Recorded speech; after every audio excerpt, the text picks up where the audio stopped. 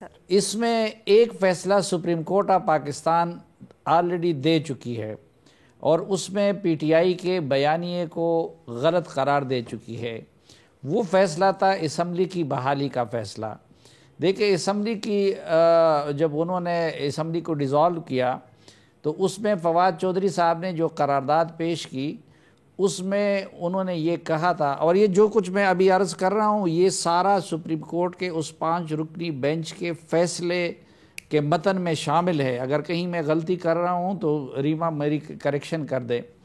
اس میں یہ تھا کہ فواد چودھری صاحب نے قرارداد پیش کی اور اس میں کہا کہ یہ جو عدم اعتماد لائی جا رہی ہے یہ بیرونی سازش کے تحت لائی جا رہی ہے، اور جو اپوزیشن والے ہیں وہ آرٹیکل 5 کے جو حب الوطنی اور اس سے ریلیٹڈ ہے اس کی خلاف ورزی کے مرتکب ہو رہے ہیں۔ ان کے قرارداد کو یا ان کے ڈیمانڈ کو ویلڈ مان کر قاسم سوری صاحب نے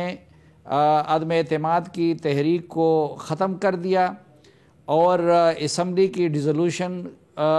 کے عمران خان کے لیے راہ ہموار کر دی، جس کی بنیاد پہ انہوں نے صدر کو سفارش کر دی۔ تو سپریم کورٹ آف پاکستان اس فیصلے میں یہ لکھ چکی ہے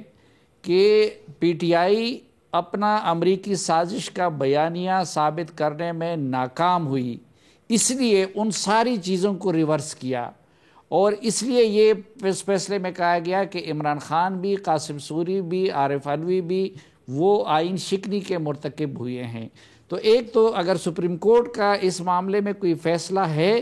تو وہ ہمارے سامنے ہے کہ جس میں یہ چیز کہی گئی تھی کہ پی ٹی آئی اپنا کیس ثابت نہیں کر سکی۔ دوسری بات، ہم تو شروع دن سے کہہ رہے تھے کہ یہ ڈرامہ ہے، لیکن پی ٹی آئی والے کہہ رہے تھے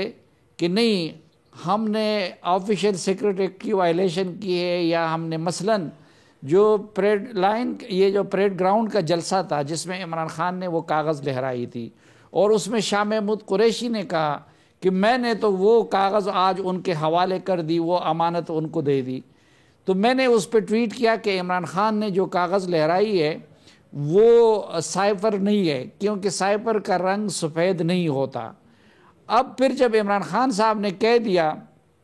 کہ سائفر مجھ سے گم ہو گیا ہے، یا جب اعظم خان صاحب کی سٹیٹمنٹ آئی یا باقی لوگوں کی آئی، تو پی ٹی آئی والے پچھلے 1 سال سے مجھے اس بنیاد پہ گالیاں دے رہے ہیں کہ میں جھوٹا ثابت ہو گیا ہوں، کیونکہ عمران خان صاحب نے تو کاغذ لہرائی تھی۔ مثلا میں نے یہ کہا تھا کہ وہ سائفر نہیں ہے، لیکن پی ٹی آئی والے یہ کہہ رہے کہ سلیم جھوٹ بول رہا تھا، وہ تو سائفر تھا۔ اب جب وہ خود کہہ رہے ہیں کہ ہم نے سائفر جا کے پبلک جلسوں میں لہرایا ہے تو اس کی پھر سزا ہونی چاہیے یا نہیں ہونی چاہیے، یہ تو آنے والا وقت بتائے گا۔ اور اسی وقت ہم یہ التجا کر رہے تھے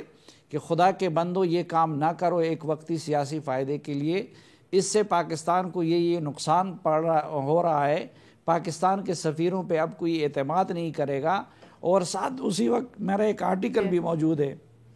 جس میں نے لکھا تھا کہ عمران خان اپنے گلے کے لیے پندہ بنا رہے ہیں اور ابھی وہ اس میں پھنسے ہوئے ہیں۔ تو ہم تو کہتے تھے کہ یہ ڈرامہ ہے، لیکن وہ کہتے تھے نہیں یہ سچائی ہے۔ تو وہ اب سامنے آ رہا ہے۔ اچھا سر یہ بھی بتائیے گا، سوری بھٹی صاحب ایک بس مختصر سا سوال سے میں آپ کے پاس ہی آتی ہوں۔ صافی صاحب یہ بھی بتائیے گا، ابھی جیسے ہم بریک سے پہلے بات کر رہے تھے، یہ جو سیکرٹ کوڈ والی بات، کہا جاتا ہے سائفر کے اوپر ایک ایسا کوڈ موجود ہوتا ہے جو ایکسس کوڈ کی طرح کام کرتا ہے اور بڑا خفیہ ہوتا ہے، اور اسی وجہ سے دفعہ بھی لگائی گئی ہے جو آفیشیل سیکرٹ ایکٹ کی۔ اس کو ذرا ہمارے لیے واضح کیجیے گا سر، کیا ایسا ہی ہوتا ہے یا پھر وہ بس کوڈڈ لینگویج میں ہوتا ہے؟ دیکھیں وہ پروسیجر کیا ہوتا ہے، اس کو کس طرح ڈی کوڈ کیا جاتا ہے، لیکن ایک چیز واضح ہے کہ یہ پبلک ڈومین میں آنے والی چیز نہیں ہوتی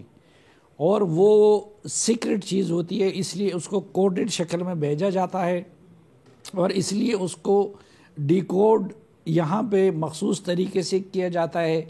اس لیے اس کا فارن آفس میں مخصوص سیکشن ہے، اس مخصوص سیکشن میں مثلا یہ اتنا حساس ہے کہ ایف آئی اے کی جو ٹیم اس کی انویسٹیگیشن کر رہی تھی تو انہوں نے خود جب فارن آفس میں وہ گئے تھے تو وہ انہوں نے یہ نہیں کیا کہ وہ ان کو دکھایا جائے۔ جب ان کو دکھایا جا رہا تھا انہوں نے کہا نہیں ہماری نظر اس پہ نہیں پڑنی چاہیے کیونکہ ہم اس کے لیے ایلیجیبل نہیں ہے اور ہمارے اوپر پھر کیس بن جائے گا۔ تو وہ اتنا